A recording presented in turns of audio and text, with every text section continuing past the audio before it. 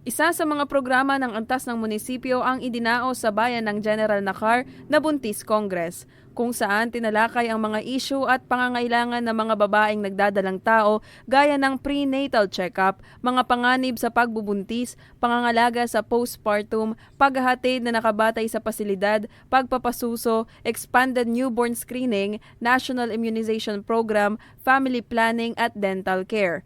Layunin ng programa na magbigay ng komprehensibong serbisyong pangkalusugan sa mga buntis na kababaihan at mga mag-asawa na nagpaplanong magbuntis. Samantala, mahigit 70 buntis mula sa buong bayan ang nakinabang sa isang hanay ng mga libreng serbisyo sa pangangalagang pangkalusugan.